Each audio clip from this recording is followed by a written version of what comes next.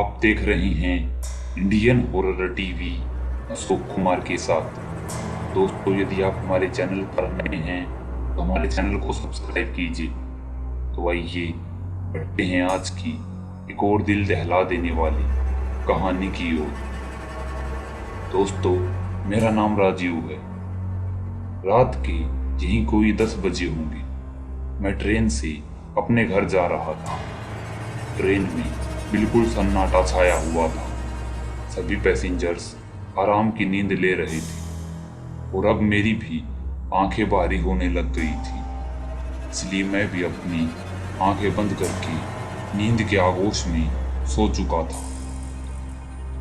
जब मेरी आंख खुली तो मैंने देखा कि एक स्टेशन पर ट्रेन रुकी हुई थी। मैंने अपनी आंखों को मसला और बाहर देखने लगा तो बाहर बिल्कुल सन्नाटा पसरा हुआ था। उस स्टेशन को अंधेरे ने अपनी कैद में जकड़ रखा था। मुझे प्यास महसूस हुई तो मैंने बोतल उठाई और पानी पीने लगा, परंतु मेरी बोतल का पानी अब खत्म हो चुका था। मैंने आसपास देखा तो ट्रेन में सभी यात्री आराम से सो रहे थे। मैंने घड़ी में टाइम देखा तो रात के 12 बजे हुए थे। मैं अपनी सीट से उठा और ट्रेन के बाहर उतर गया। मैं यहाँ वहाँ देखने लगा स्टेशन पर वाटर कूलर कहाँ पर है जहाँ से मैं अपनी बोतल भर सकूं। आसपास देखते हुए ही मेरी नज़र एक कोने में गई तो वहाँ पर मुझे एक छोटा सा वाटर कूलर दिखाई दिया। मैं उस ओर गया। बस स्टेशन इतना सुनसान था कि मेरे कदमों की आवाज मुझे साफ साफ सुनाई दे रही थी। आसपास कोई भी नहीं था। धीरे धीरे मैं उसके पास पहुंच गया। वाटर कूलर के पास पहुंचते ही मैंने अपनी बोतल को भर लिया, परंतु अंधेरा होने के कारण मैंने ध्यान नहीं दिया था। मैं जब बोतल को भर के साइड में रखकर उस वाटर कूलर से पानी पीने लगा तो मुझे कुछ अजीब सा महसूस हुआ। पानी बड़ा ही कड़वा था और बहुत ही गाढ़ा भी था। मैंने अपना मोबाइल निकाला और फ्लैश ऑन की तो जो मैंने देखा, मेरी आत्मा अंदर से कांप उठी, क्योंकि उस वाटर कूलर की टूटी से पानी की जगह लाल गाढ़ा खून बह रहा था। मैं खांसने लगा और अपने अंदर पिए उस पानी को बाहर फेंक दिया। उस पूरे स्टेशन पर मेरी आवाज गूंज रही थी। मैं लगातार उल्टी किए जा रहा था। मेरे अंदर से वह खून काले पदार्थ के रूप में बाहर निकल रहा था। काफी देर खांसने के बाद मैंने देखा कि अब ट्रेन हॉर्न देना शुरू कर चुकी थी। मैंने ट्रेन की ओर देखा तो ट्रेन अब धीरे धीरे आगे बढ़ने लग गई थी। मैं वहां से वापस पलटा और आगे जाने लगा, लेकिन मेरे तो पांव वहीं पर जमे हुए थे। मैं आगे बढ़ने की कोशिश कर रहा था, परंतु आगे बढ़ नहीं पा रहा था। आसपास देखा, परंतु मेरे आसपास कोई भी नहीं था। मेरे पैरों को जैसे किसी ने जोर से जकड़ लिया हो और वह शक्ति मुझे स्टेशन से जाने नहीं देना चाहती हो। मेरी आंखों के सामने पूरी ट्रेन वहां से चली गई और मैं बस खड़ा खड़ा जाती हुई ट्रेन को देखता रहा। मैं कुछ नहीं कर सकता था। ट्रेन वहां से जा चुकी थी और एक बार फिर से वहां पर सन्नाटा छा चुका था। तभी मेरे कंधे पर मुझे एक बड़ा ही चिपचिपा सा हाथ महसूस हुआ। मैंने देखा कि मेरे पीछे एक शॉल ओढ़े हुए एक आदमी खड़ा हुआ था। उस आदमी को देखकर मैं हैरान था, क्योंकि वह आदमी बड़ा ही गंदा और बेकार था। उसकी सड़ी गली शॉल और उसका बेकार सा चेहरा, जिससे वो मुझे घूर रहा था और धीरे धीरे हंस रहा था। मैंने हिम्मत की और फिर से आगे बढ़ने की कोशिश की तो अब मेरे पाँव को जैसे किसी ने छोड़ दिया हो। मैं स्टेशन से आगे की ओर जाने लगा। कुछ कदम चलने के बाद मैंने जब पीछे मुड़कर देखा तो मेरे पीछे अब वह आदमी नहीं था। ये कहाँ पर चला गया? मैंने अपनी नजर आसपास घुमाई, परंतु वो आदमी मुझे कहीं पर भी दिखाई नहीं दिया। वहीं पर रखी एक बेंच पर जाकर मैं बैठ गया और अगली ट्रेन का इंतजार करने लगा। वीरान स्टेशन और आसपास बिल्कुल सन्नाटा। उस सन्नाटे में अगर कोई सुई भी गिरती थी तो मेरे दिल की धड़कनें तेज हो जाती थी। मैं उस सीट पर बैठा ही हुआ था कि तभी मेरी नजर मेरे बिल्कुल साइड में गई तो मैंने देखा कि सोल ओढ़े वह आदमी मेरे बगल में बैठा हुआ था। उसका चेहरा सामने की तरफ था, जिससे सोल से उसने ढक रखा था। काफी देर सोचने के बाद मैंने उस आदमी से पूछा, अरे भाई साहब, ये अगली ट्रेन कब आएगी? तो मेरी बात जैसे उसने सुनी ही ना हो। हेलो भाई साहब, सुन रहे हो क्या? उसने अपनी सोल को नीचे किया और मेरी ओर घूरा तो मेरे हाथ पांव कांपने लग गए, क्योंकि उस आदमी का चेहरा ही नहीं था।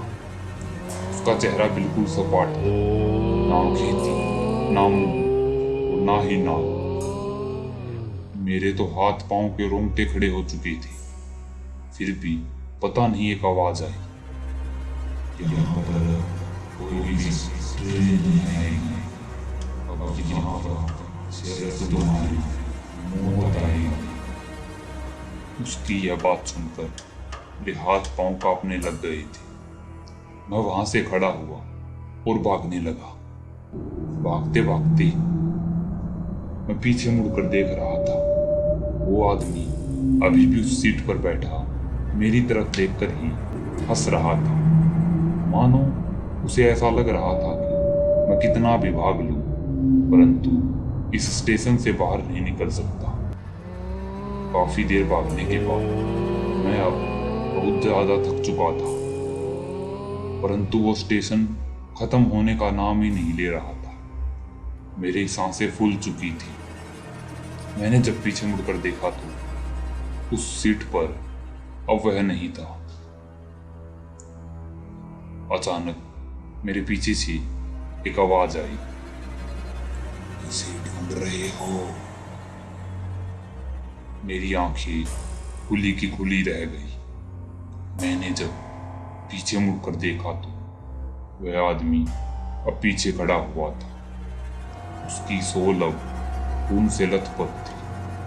उसका पूरा चेहरा खून से भरा हुआ था। मेरी चीख निकल गई, मुझे छोड़ दो, मुझे छोड़ दो। मैं बस उससे अपनी जान की भीख मांग रहा था, परंतु वह था कि कुछ सुनने की हालत में नहीं था। उसने अपनी गर्दन को टेढ़ा किया और मेरी ओर लपका। मैं नीचे गिर चुका था और वह किसी वहशी भेड़िए की तरह मेरे ऊपर बैठकर मुझे नोच रहा था। मेरी शर्ट को उसने फाड़ दिया था। मेरे चेहरे पर उसने कई जगह पर नाखून गड़ो दिए थे। मैं जोर जोर से चिल्ला रहा था, परंतु उस वीरान स्टेशन में मेरी चीख सुनने वाला भी कोई नहीं था। तभी उस आदमी ने मेरा पांव पकड़ा और मुझे घसीटते हुए एक ओर ले जाने लगा। मैं अपने हाथों को स्टेशन पर मारे जा रहा था और चीख रहा था, जैसे वो आदमी मुझे अपनी किसी खुफिया जगह पर ले जा रहा हो। मुझे मेरी मौत दिख गई थी, क्योंकि ये शैतान अब मुझे जिंदा नहीं छोड़ने वाला था। मैंने तभी एक पोल देखा, उस पोल को पकड़ लिया। जैसे तैसे मैं अपने आप को बचाने की कोशिश कर रहा था, परंतु वह वैसी शैतान ने मेरा हाथ पकड़ा और मेरे हाथ को पूरा मरोड़ दिया। उस सुनसान वातावरण में मेरी चीख एक बार फिर गूंज गई। तभी मैंने देखा कि स्टेशन से कुछ ही दूरी पर एक लालटेन लिए कोई शायद जा रहा था। मैंने उसे आवाज लगाई, बचाओ बचाओ। मेरी आवाज सुनकर वो आदमी मेरी ओर आने लगा। उसके हाथ में लालटेन थी और दूसरे हाथ में एक डंडा। वह धीरे धीरे मेरी ओर बढ़ रहा था। वह वैसी शैतान अभी भी मेरे दोनों हाथों को जकड़े हुए था। वह लगातार मेरे हाथों को नोचे जा रहा था और मेरा पूरा शरीर अब खून से लथपथ हो चुका था। वह आदमी मेरे पास आ चुका था और उसने अपने लालटेन को उस शैतान की ओर किया तो वह आग से डर कर पीछे हटने लगा। वो आदमी लगातार लालटेन उस शैतान की ओर कर रहा था। वह शैतान पीछे खिसक रहा था और अचानक से वो वहां से गायब हो गया। मैं बेजान पड़ा जमीन पर। वह आदमी मेरे पास आया और उसने मुझे संभालते हुए उठा लिया और अपने घर ले गया। वहां पर पूरी रात में बेहोश पड़ा रहा। अगले दिन जब सुबह मुझे होश आया तो उसने मुझे बताया कि उस स्टेशन पर एक भिखारी की आत्मा घूमती है। एक स्टेशन मास्टर ने उस भिखारी को मार दिया था क्योंकि वह वही की सीटों पर पड़ा रहता था और उस स्टेशन मास्टर बड़ा ही क्रूर आदमी था और बड़ा ही गंदा किस्म का आदमी था। उसने उसे धक्का दे दिया और वह चलती ट्रेन के नीचे आ गया। बस तभी से वो स्टेशन वीरान हो गया और वह भिखारी नहीं चाहता कि उस स्टेशन पर उसके अलावा और कोई भी हो। इसलिए हर आने जाने वाले को जो भी उस स्टेशन पर आता हो वह उसे मौत के घाट उतार देता हूँ।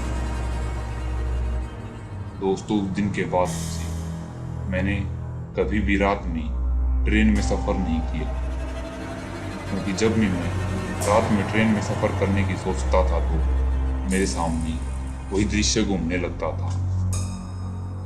दोस्तों, आज की कहानी में बस इतना ही। यह कहानी आपको कैसी लगी? अगर अच्छी लगी हो तो वीडियो को लाइक, कमेंट और शेयर कीजिए। चैनल पर नए हैं तो चैनल को सब्सक्राइब कीजिए। दोस्तों, हम जल्द ही वैलाग पर एक नई सीरीज लाने वाले हैं। जल्दी से हमें कमेंट में बताएं कि हमें ये सीरीज लानी चाहिए या नहीं लानी चाहिए। वैलाग के बारे में तो आपने बहुत सुना होगा। हमारी कहानी उसी पर आधारित है जो कि एक गांव की कहानी है। तो हम जल्द ही इस कहानी को भी आपके सामने लाएंगे। तो तब तक के लिए ज़्यादा से ज़्यादा वीडियो को शेयर और चैनल को सब्सक्राइब कीजिए।